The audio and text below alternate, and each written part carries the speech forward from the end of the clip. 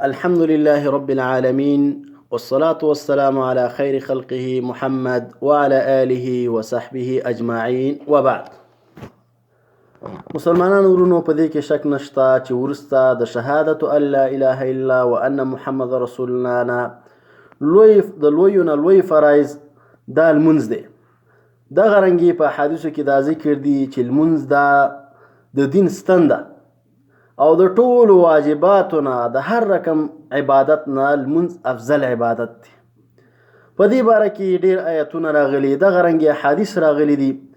ورونو المنز الله رب العالمین ته ډیر افضل ترین عبادت دی. د دې وجنه الله رب العالمین په قرآن کریم کې څو ځایه امر کوي: حافظوا على الصلوات والصلاة الوسطى وقوموا لله قانتين. الله په لمانځه باندې حفاظت وکړي او خاصتا په هغه درمیانه المنز باندې او الله رب العالمین ته د عاجزۍ په حالت کې ودرېږئ. الله ته عاجزي وکړي. د یو انسان چې 5 ټیمه الله رب العالمین ته ودرېږي او الله ته عاجزي کوي، نو دغه انسان په بدن باندې ګناه نه پاتې کېږي. کوم چې صغیره ګناهونه دي هغه ټول د دغه لمانځه سره د منځه ځي. دغه رنګې الله رب العالمین بل آیت شریف فرمایي: واقیموا الصلاة وآتوا الزکاة. الله وایي تاسې لمونځ قایم کړئ او زکات ورکړئ. که چېرته موږ او تاسې آیتونه شمار کړو د لمانځه په باره کې ډېر زیات دي.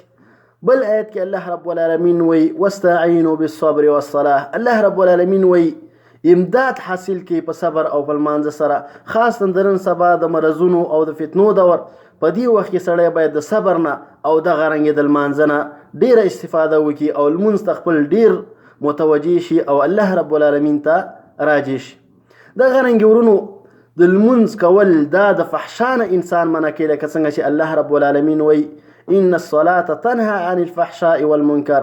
یقینا دغه لمونځ چې دی دا د بې حیایي نه دغه رنګې د بدو کارونو نه انسان منع کوي. کله چې یو سړی الله رب العالمین ته 5 ټیمه په عاجزۍ باندې په جماعت باندې په جماعت باندې ودرېږي، نو دغه انسان الله رب العالمین دې ته د نیکو اعمالو توفیق ورکوي او کوم چې فحشا او بې حیایي ده د هغې نه الله رب العالمین د دغه انسان حفاظت کوي.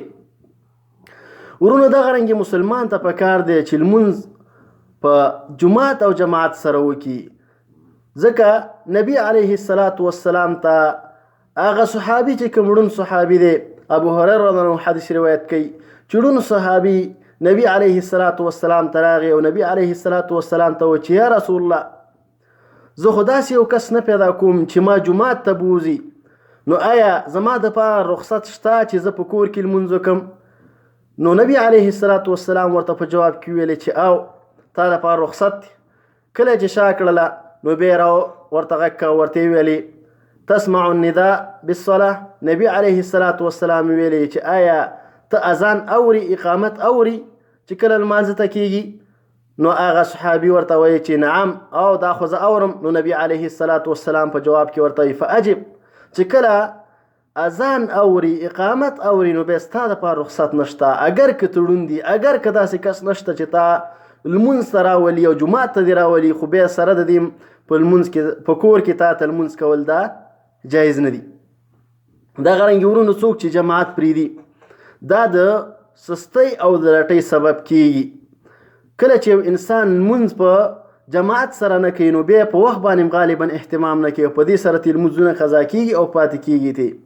دغه رنګې بل حدیث شریف کې راځي، نبی علیه الصلاة والسلام وایي چې اول د انسان سره محاسبه کېږي نو هغه د لمانځه ده. که چېرته لمونځ سم شو فقد افلح وانجح، حدیث کې راځي، نو بیا دغه انسان کامیاب شو او په سمه لار باندې روان شو او دغه چې کوم مراد دی هغه حاصل شو. او که چېرته د انسان لمونځ سم نو حدیث شریف کې راځي فقد خاب وخسر، دغه انسان تاواني شو او نامراده شو. او بیا به الله رب العالمین چې کله د یو انسان په لمانځه کې کمی موجودي فرض لمونځ کې، نو الله رب العالمین وایي چې یاره ته دې زما بنده لمونځ وګورئ چې کوم نوافل د ده شته او که نشته. چې کله نوافلي چې فرایض ورباندې پوره کړی شي نو دې کې دې ته اشاره ده ورونو چې سړی باید په سنتو باندې پوره اهتمام وکړي. داسې نه چې سړی سنت ته دا سوچ وکړي چې یاره دغه سنت دی او پرېږدی.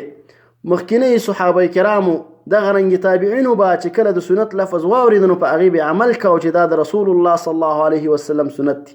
او نن سبا چې موږ او تاسو کله د سنت لفظ واورو نو موږ او تاسو داسې فکر کوو چې دا د پرېښودلو دپاره دي، نه بلکې سنت او دغه اول د هر څه نه مخکې فرایض او د فرایضو نه وروسته به سړی سنتو باندې اهتمام کوي.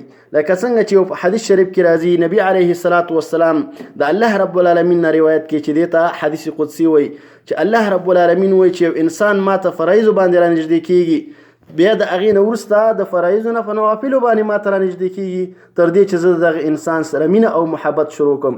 نو کله چې یو انسان فرایض کوي او د فرایضو سره سنت او نوافل کوي نو دغه انسان الله رب العالمین ته نږدې کېږي او د الله رب العالمین د دغه انسان سره مینه پیدا کېږي. الله رب العالمین دې موږ او تاسو ټولو ته توفیق راکړي چې لمونځ وکړو په صحیح طریقه باندې او دغه رنګې په جومات او په جماعت سره وکړو. واخر دعوانا ان الحمد لله رب العالمین.